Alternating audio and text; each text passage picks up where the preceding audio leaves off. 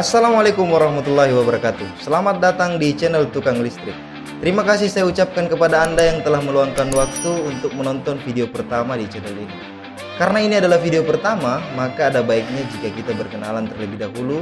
Dan juga saya ingin menjelaskan sedikit tentang maksud dan tujuan dari channel ini dibuat. Perkenalkan, nama saya Arif Azhari. Saat ini kebetulan sedang berstatus sebagai karyawan aktif di salah satu perusahaan milik negara yang bergerak di bidang kelistrikan. Ya, tentunya semua Anda tahu PT PLN Persero, perusahaan listrik negara. Nah, channel Tukang Listrik ini akan sangat erat hubungannya dengan pekerjaan yang sedang saya geluti saat ini. Selama 7 tahun saya bekerja di perusahaan ini, menurut saya banyak sekali informasi-informasi penting yang perlu saya sampaikan kepada Anda para pelanggan. Sejauh ini yang bisa saya lakukan untuk menyampaikan informasi-informasi tersebut sebatas hanya kepada pelanggan-pelanggan yang kebetulan bertemu di jalan saat melaksanakan tugas, ataupun kepada pelanggan yang datang ke kantor. Menurut saya ini masih kurang efektif karena selain terbatasnya waktu, juga dari segi kesempatan sangat terbatas. Nah, untuk itu saya bercita-cita membuat suatu media yang memungkinkan interaksi dua arah secara instan dan lebih intens. Selain itu, sebenarnya saya juga ingin berperan aktif dalam membangun dan memperbaiki citra PLN yang selama ini dipandang negatif oleh beberapa orang karena kesalahpahaman yang disebabkan oleh oknum tertentu atau minimnya informasi yang Anda terima. Semoga niat baik saya ini bisa saya jalankan dengan konsisten sehingga nantinya channel ini bisa kita gunakan bukan hanya sebagai media informasi dan edukasi, tetapi juga sebagai media diskusi agar pelayanan prima yang menjadi misi PLN bisa betul-betul Anda nikmati. Namun yang perlu digarisbawahi di sini adalah channel ini tidak mewakili PLN secara resmi, murni dari inisiatif saya sendiri. Untuk itu saya memohon maaf sebelumnya jika ada kata-kata yang saya sampaikan kurang pas. Channel YouTube resmi PLN adalah PLN, silahkan di subscribe dan juga silahkan di follow IG di @pln_id agar Anda tidak ketinggalan info-info penting langsung dari PLN. Demikianlah tadi sedikit perkenalan dan bacotan mengawali video pertama yang akan saya persembahkan untuk Anda mengenai jenis-jenis gangguan listrik yang mungkin saja pernah Anda alami di rumah. Serta apa yang harus Anda lakukan? Apakah harus menelpon dan menunggu petugas PLN? Atau Anda bisa mengatasinya sendiri? Tidak usah berlama-lama lagi, langsung saja kita ke videonya.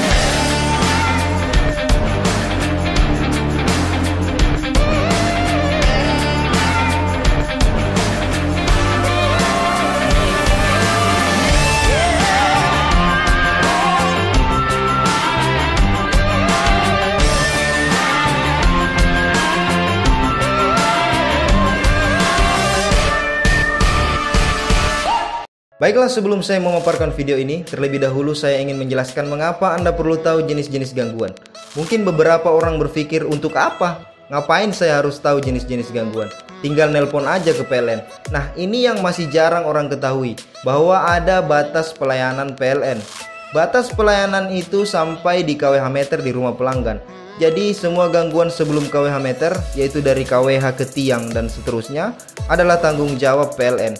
Adapun gangguan setelah KWH meter, yaitu dari KWH ke instalasi pelanggan, itu adalah tanggung jawab pelanggan. Loh, kita mana tahu kalau gangguan itu tanggungan pelanggan? Kita ini orang awam bos, taunya hanya lapor ke PLN.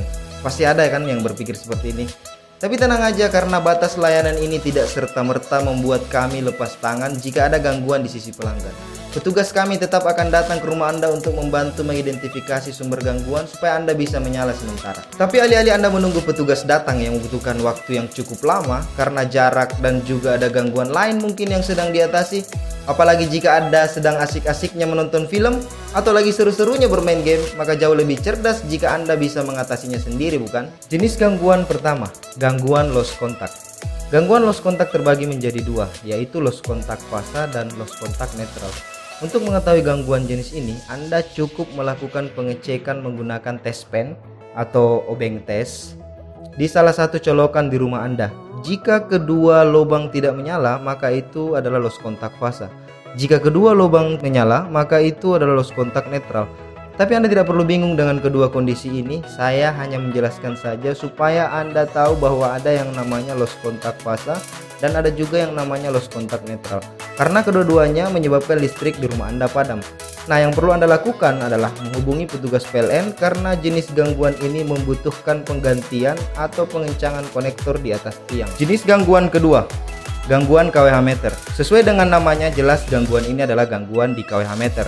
Di jenis KWH meter pasca bayar, yang sering terjadi adalah terminal KWH terbakar. Sedangkan KWH meter prabayar yang sering terjadi adalah muncul tulisan periksa, meter error atau rusak. Nah, yang perlu Anda lakukan adalah menghubungi petugas PLN karena ini membutuhkan penggantian material meter atau kode penormalan. Jenis gangguan ketiga, gangguan MCB rusak di KWH meter. Bagi Anda yang belum tahu, MCB adalah singkatan dari miniatur circuit breaker. Orang awam lebih mengenal dengan sebutan limit. Gangguan jenis ini bisa langsung diketahui karena kebanyakan MCB akan ngelock di posisi 0 jika rusak. Jadi Anda tidak akan bisa menaikkan ke posisi 1. Tapi ada juga kondisi MCB yang sudah rusak, Anda masih bisa menaik turunkan ke posisi 1 dan 0, akan tetapi arus tidak tembus. Nah, gangguan ini juga perlu bantuan dari petugas PLN untuk mengganti dengan MCB yang baru. Sebelum lanjut ke gangguan berikutnya, karena gangguan 4, 5, dan 6 ini adalah gangguan di sisi pelanggan, ada poin penting yang ingin saya sampaikan kepada Anda bahwa gangguan 1, 2, dan 3 yang sudah saya sebutkan sebelumnya adalah gangguan di sisi PLN yang mana sepenuhnya menjadi tanggungan PLN. Tidak dipungut biaya sepeser pun, baik itu berupa ongkos kerja maupun biaya penggantian material seperti konektor, kabel, KWH meter ataupun MCB. Kenapa saya menegaskan hal ini? Karena masih banyak pelanggan yang belum tahu. Pernah suatu ketika saya mendapati rumah pelanggan yang padam. Waktu itu saya masih sering ikut dinas gangguan, kalau tidak salah sekitar tahun 2015. Jadi rumah pelanggan ini sudah padam selama 2 hari. Setelah saya tanya kenapa tidak melapor ke kantor PLN, jawaban ibu yang punya rumah, soalnya kita belum punya uang nak, makanya kita tidak melapor ke kantor PLN. Jawaban ini membuat saya sangat sedih bercampur marah. Entah karena ibunya yang tidak tahu atau karena memang pernah mengalami kejadian dimintai bayar oleh oknum pada saat mengalami gangguan. Untuk itu saya sampaikan kepada Anda semua, karena Anda sudah tahu ketika ada petugas yang meminta bayaran setelah membantu Anda mengatasi gangguan, maka Anda harus menolak. Bantu kami dalam mengawasi petugas-petugas kami di lapangan. Jika perlu, perlihatkan video ini. Sebagai informasi, bahkan sejak tahun 2012, pelayanan pelanggan PLN sudah menerapkan jargon PLN no tip no swap. Jenis gangguan keempat, gangguan MCB rusak di instalasi pelanggan. Gangguan ini sama dengan gangguan sebelumnya, hanya saja MCB yang dimaksud adalah MCB milik pelanggan. Jadi selain ada MCB milik PLN di meteran, juga ada MCB milik pelanggan yang terletak di dalam rumah. Nah, jika gangguan ini terjadi, Anda sebenarnya tidak perlu memanggil petugas PLN. Jika Anda bisa mengganti sendiri, cara gantinya pun sangat gampang. Di kesempatan lain akan saya buatkan videonya. Jenis gangguan kelima, gangguan overload. Overload artinya kelebihan beban. Gangguan ini terjadi jika pemakaian listrik di rumah Anda melebihi daya terpasang. Semisal daya di rumah Anda adalah 900 VA, tapi pemakaian Anda lebih besar dari 900 VA. Efek yang ditimbulkan dari kelebihan beban ini adalah MCB Anda akan jatuh atau off. Anda naikkan pun MCB-nya akan jatuh kembali. Nah, cara mengatasi gangguan ini adalah dengan mematikan beberapa peralatan listrik Anda, terutama yang mengkonsumsi daya yang besar seperti AC, pompa air, atau dispenser. Barulah setelah itu MCB Anda bisa naikkan atau on-kan kembali. Jenis gangguan keenam, gangguan instalasi atau hubung singkat. Gangguan ini adalah gangguan yang paling sering terjadi di rumah pelanggan.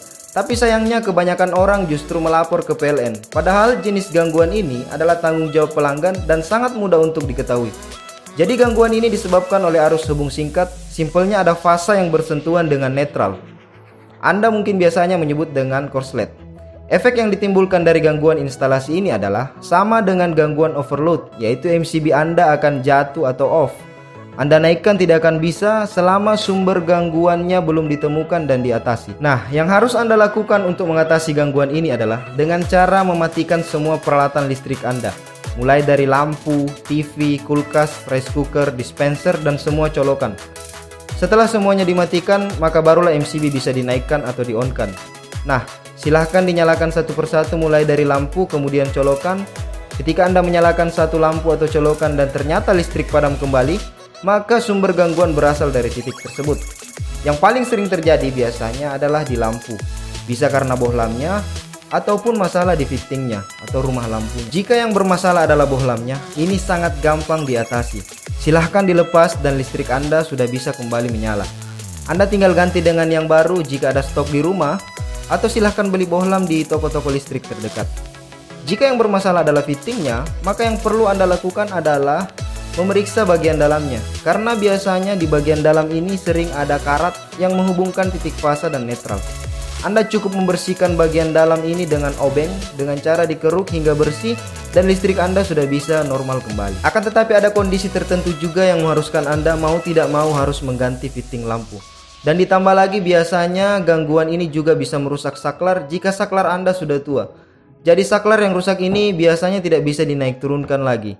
Nah, untuk penggantian fitting lampu dan saklar ini mungkin saya akan bahas di video lain. Saya akan buatkan video tutorial penggantian saklar dan fitting lampu. Itulah tadi beberapa jenis gangguan yang mungkin saja bisa terjadi di rumah Anda. Tapi kalau Anda mungkin masih bingung untuk mengidentifikasi jenis gangguan mana yang Anda alami, sebelum mengakhiri video ini saya akan memberikan langkah-langkah yang harus Anda lakukan jika terjadi gangguan. Pada saat terjadi gangguan di rumah Anda, hal pertama yang Anda harus lakukan adalah memeriksa meteran. Tapi jangan lupa, pastikan dulu bahwa rumah tetangga tidak padam. Karena yang kita bahas saat ini adalah gangguan khusus di rumah Anda saja. Jika Anda sudah memastikan, barulah Anda memeriksa meteran. Selanjutnya pastikan MCB di meteran dan di dalam rumah Anda dalam posisi on atau 1. Apabila ada MCB dalam posisi off atau 0, silahkan Anda naikkan. Jika Anda naikkan dan MCB-nya jatuh kembali, maka lakukan penanganan gangguan jenis kelima ataupun keenam. Apabila MCB sudah Anda naikkan tetapi rumah Anda masih padam, maka silahkan langsung hubungi call center PLN. Karena bisa dipastikan ini adalah gangguan jenis pertama, kedua, ataupun ketiga. Call center PLN bisa Anda hubungi via telepon di 123 ataupun melalui Instagram di @pln123_official. Baiklah, demikianlah tadi penjelasan mengenai beberapa jenis gangguan dan cara Anda mengatasinya. Silahkan like dan subscribe jika video ini bermanfaat untuk Anda. Juga nyalakan loncengnya agar Anda tidak ketinggalan dengan video-video selanjutnya. Berikan pertanyaan atau masukan di kolom komentar dan jangan lupa di-share ke keluarga, sahabat, kolega, dan ke semua orang yang Anda kenal agar mereka juga bisa mengambil manfaat dari video ini. Wassalamualaikum warahmatullahi wabarakatuh. Sampai ketemu di video berikutnya. Salam tukang listrik.